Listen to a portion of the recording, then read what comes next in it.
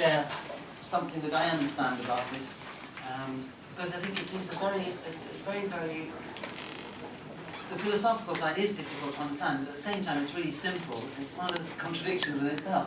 But it seems to me that you're talking about how can you think change? Dialectics, I think, is about how we enable ourselves to think of the possibility of effecting change, right? So the worldview from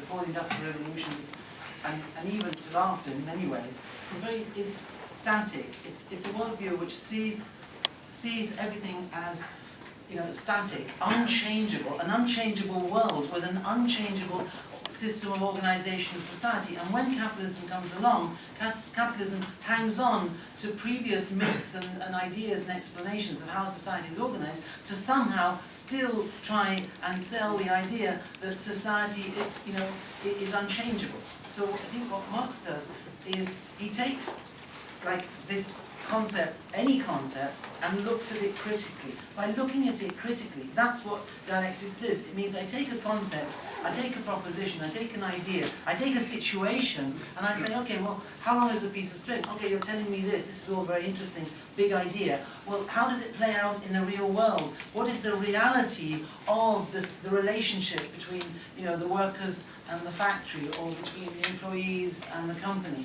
right? And I think that's where dialectics. So I think what John is advocating or saying, and I agree, of course I agree, is that we're talking about a method which is extremely important to us. In order to be able to argue for change, we need to be able to point out the contradictions.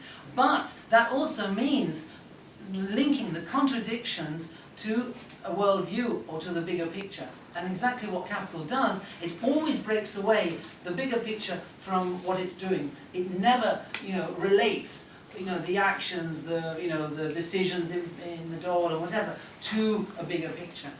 And us, we do the opposite, it seems to me. Thank you.